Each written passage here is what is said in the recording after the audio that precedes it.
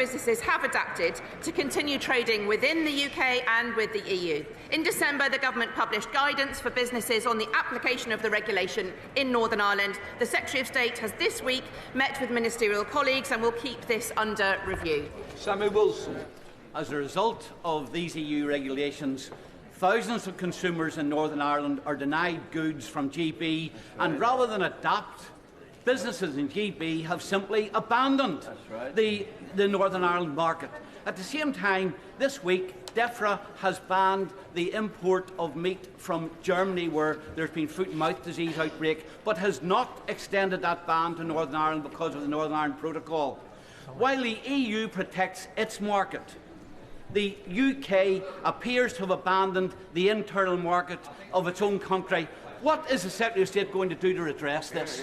This Government is absolutely committed to ensuring the smooth flow of goods across the UK internal market. We understand under GPSR that for many companies they've adapted easily, some it's more difficult. The Secretary of State has met with the Minister of Business this week about further guidance and insurance and is continuing to do so. Presley Fox. Question number 8. Minister.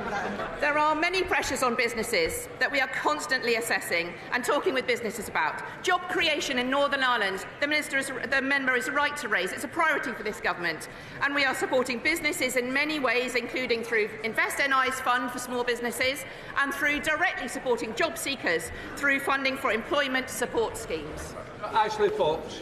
Mr. Speaker,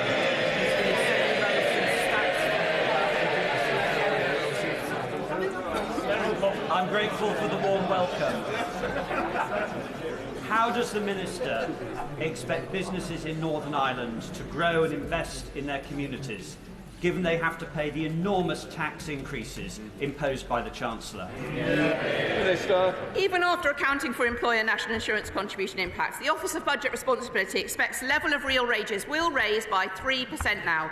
Raising the revenue to fill the £22 billion black hole requires difficult decisions, but they will result in improved public services, which is good for all people in Northern Ireland.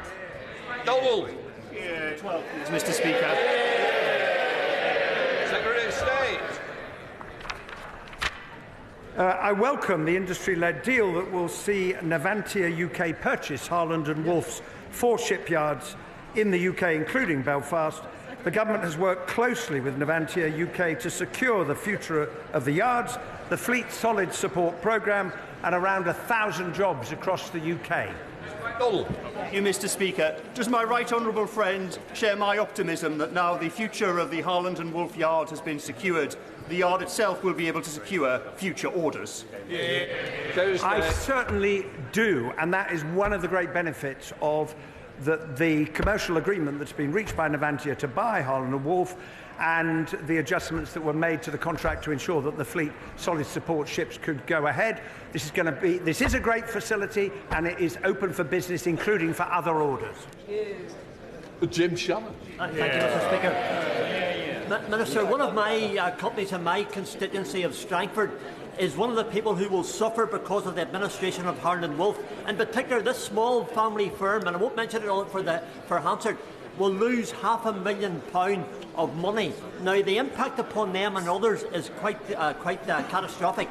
Can I ask the Minister what can be done to help those companies through the administration of Harland and Wolff who will find themselves either not able to trade in the future or losing entirely? I do recognise the concerns which the honourable gentleman has raised. This is the product of the failure of the old Harland and Wolff, but it now falls to Navantia to decide which of those invoices they wish to pay, and they will want to secure a relationship with suppliers who will be contributing to the Fleet Solid Support Ship programme.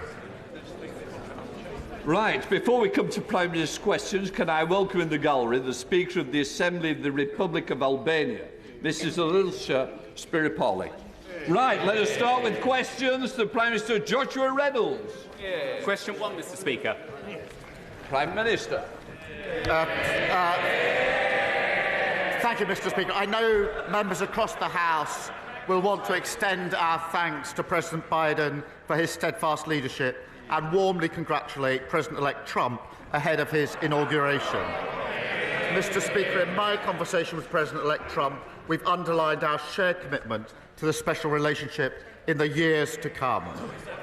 Mr. Speaker, this week we launched our AI Opportunities Action Plan, which will ensure we seize the opportunities of AI to benefit working people as part of our plan for change. That will boost productivity, transform public services, deliver £39 billion of investment and over 13,000 jobs. Mr. Speaker, this morning I had meetings with ministerial colleagues. In addition to my duties in this House, I shall have further such meetings later today.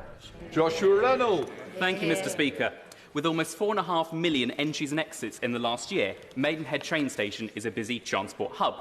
But with crowded gate lines, flooded underpasses and a drop-off facility that isn't fit for purpose, the station needs major upgrades to give Maidenhead commuters what they deserve. So does the Prime Minister understand how Maidenhead residents face at the station, and will he commit his government to fixing these issues in this government? Prime Minister. Well, thank him for his question, and I'm pleased that his constituents are benefiting from the upgrades at the station, including, I think, new lifts to make the station fully accessible. The issues he raises are faced by passengers right across the country, and that is why we're bringing rail services back into public ownership, setting up Great British Railways and making ticketing simpler and fairer to ensure a better service for all passengers, including in his constituency. Lashaba Khan. Thank you, Mr. Speaker. I recently visited Mid-Kent College, which serves my constituency of Gillingham and Rainham, and where valuable construction skills are taught to young people. However, I was also informed that the college faces significant challenges in recruiting teachers to deliver those courses. Does the Prime Minister agree with me that proper skills training and having the teachers necessary to deliver it is absolutely vital to growing our economy and building the homes we need for the future? And will he agree to set up a meeting with the relevant minister to discuss the recruitment challenges that some colleges face? Prime Minister. Mr. Speaker, skilling up the next generation is, of course, vital to kick-starting economic growth. And our plan for change will rebuild Britain by delivering 1.5 million new homes. That's why we've established Skills England, reforming our planning system and training the workforce. And I will ensure that she gets the meeting that she wants with the relevant minister. Becomes the Leader of the Opposition, Kemi Birrell. Mr. Speaker, on Friday, while borrowing costs hit levels not seen since Labour was last in government, I met business owners and their employees in Chesterfield. One of them told me that his business will not exist in 4 years' time because of this government's policies. It might not even exist next year. The Prime Minister may try to blame his inheritance or blame global factors, but why should anyone trust a word he says over the businesses who are saying again and again that his budget means fewer jobs, lower growth and higher borrowing costs? Mr. Speaker, as she knows, the global economy is experiencing volatility and higher borrowing costs.